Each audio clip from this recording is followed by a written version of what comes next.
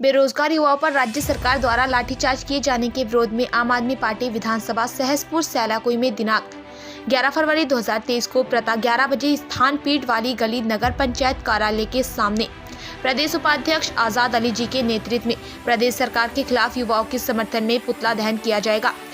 आपसे आग्रह है कि समय पर पहुंचकर कार्यक्रम को सफल बनाने का कष्ट करें।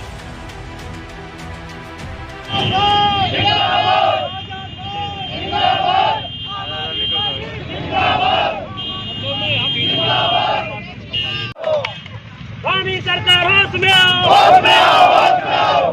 दानी सरकार होश में आओ, होश में आओ, होश में आओ। होश में तुमको आना होगा, तुमको जाना होगा। आज आपने सेलाकुई में कई सारे लोगों को एकत्रित कर दिया, आज प्रदर्शन क्यों किया? देखिए, जिस तरीके से भाजपा सरकार ने परसों लोकतंत्र की हत्या की है, वो कहीं ना कहीं बहुत ही शर्मनाक और निंदनीय घटना है। उस घटना से आज पूरा प्रदेश आक्रोशित है।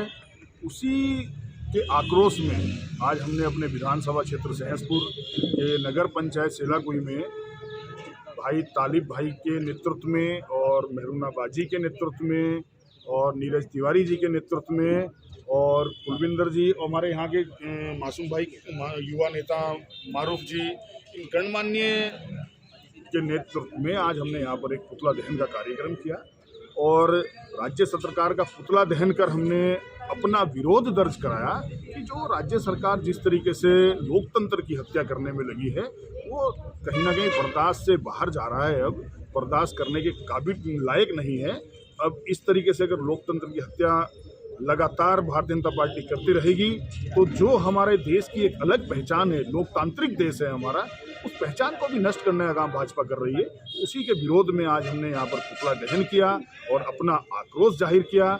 और हम इस राज्य सरकार से कहना चाहते हैं कि जिस तरीके से बेकसूर युवाओं पर लाठीचार्ज किया गया है और उनके ऊपर संगीन धाराओं में मुकदमा दर्ज किया है, उन मुकदमों को वापस लिया जाए और उन युवाओं की जो मांगे हैं कि भाई ये पेपर लीक, लगातार एग्जाम लीक का जो सिलसिला चल रहा है, इसकी सीबीआई जांच की जाए, तो उस पर हम अपना समर्थन करते हुए कहते हैं कि उसकी सीबीआई जांच हो और उसमें स्पष्ट हो, प्रदेशवासियों को भी पता लगे कि ये पेपर लीक करने में आखिरकार वो कौन ऐसे सिस्टम के लोग हैं जहां से इसकी शुरुआत हो रही है। एक हाकम सिंह को जेल में डालने से यह प्रकरण बंद नहीं हो सकता। सरकार अगर चाहती है कि हाकम सिंह को जेल भेजकर हम इन पूरे कृत्य को, पूरे पाप को दबा सकते, तो ये पाप उससे दबने वाला नहीं है। प्रदेश का एक एक नागरिक चाहता है कि यह बात स्पष्ट निकल कर आए कि कौन दोषी है, आखिरकार सिस्टम में कौन बैठे लोग हैं जो इसमें षड्यंत्र में शामिल हैं। और अभी हाल ही में 20 दरोगा सस्पेंड हुए हैं। इन दरोगाओं ने अगर पैसे देकर वाकई में भर्ती हुए हैं, पैसे देकर ये दरोगा, तो किन को पैसे दिए हैं? आखिरकार वो सिस्टम के लोग कौन है? वो पैसे लेने वाले लोग हैं, उनको किन का संरक्षण है? तो उन सारी चीज़ों पर हम अपना समर्थन करते हुए कहते हैं कि राज्य सरकार इन सब प्रकरणों की सीबीआई जांच करे और प्रदेशवासियों को बताए कि ये सरकार वाकई में निष्पक्ष काम कर रही है। यदि यह सरकार इसकी सीबीआई जांच नहीं करती है तो मैं कहना चाहता हूं कि ये सरकार कहीं ना कहीं इन सारे प्रकरणों में इस सरकार के लोग मिले हुए हैं और ये सब इस सरकार के ही संरक्षण में जानबूझकर किया जा रहा है। इस प्रदेश को पीछे धकेलने का काम जानबूझकर इस प्रदेश सरकार द्वारा किया जा रहा है। जनरेशन जो है यूथ, अगर उनका ही भविष्य अंधकार में है तो हमें सबको एकजुट होकर उसके खिलाफ आवाज़ उठानी चाहिए। जो सरकार हमारी इस टाइम है, केंद्र सरकार, अगर वो इस चीज़ पे फोकस नहीं कर रही है तो हमें एकजुट होकर उसके खिलाफ आवाज़ उठानी चाहिए।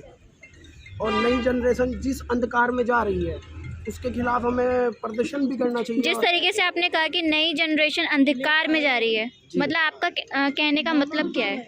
अंधकार में सरकार के द्वारा जा रही है ना, लाठीचार्ज किया जा रहा है उन पर। तो इसमें युवाओं की क्या गलती है? युवाओं की कोई गलती नहीं है। युवाओं तो अपनी तरह से बिल्कुल सही वर्क। आपने कहा ना कि युवाओं अंधकार में जा रहे हैं, किस तरीके से? बेरोजगारी की वजह से अब सारे युवाओं, जितने युवा हैं, रोजगार नहीं है उनके पास, बेरोजगार हैं। पूरा दिन उनका खराब हो रहा है।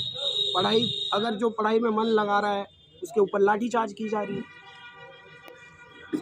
मारूफ भाई की लोग सर, जिस तरीके से लाठी चार्ज हुआ परसों और यहाँ तक कि कल भी 154 धारा लगाई गई, तो सर आप इन विषयों के बारे में कुछ कहेंगे कि सरकार किस तरीके से खेल रही है युवाओं के भविष्य के साथ? जमाने में कहावत है कि जिस ओर जवानी चलती है उस ओर जमाना चलता है। सरकार इस जवानी के जोश को नज़रअंदाज कर रही है क्योंकि सरकार के पास अवसर नहीं है। अवसर इनके सरकार के अंगों के पास सिर्फ भ्रष्टाचार के हैं। आज हम देख लें, सरकार के पास सिर्फ विभिन्न मदों में सिर्फ भ्रष्टाचार है। युवा वहाँ पर मांग कर रहा था नौकरी की, नौकरी जो पूरे देश की समस्या बन चुका है, और इस पार्टी के पास देने के लिए रोजगार जैसी समस्याओं के लिए नौकरियाँ नहीं है। अब आक्रोशित युवा क्या करता? कहीं ना कहीं जिसके परिवार ने, जिसके माँ बाप ने आजीवन अपनी धन संपत्ति लगाकर उस बच्चों को शिक्षित किया हुआ है और वो नौकरी ना पा सके, और जब उसकी आयु सीमा निकल जाएगी फिर वो करेगा क्या? राज्य सरकार बेरोजगारी का घटक बढ़ा रही है क्षेत्र में। सारे इनकी जो औद्योगिक क्षेत्र है सब ठेकेदारी की प्रथा पर है, तो युवा रोजगार जाएगा कहाँ लेने? और जिसने भी जिस प्रकार की ये कल कृत्य किया है इन्होंने, ये बड़ा निंदनीय कृत्य है।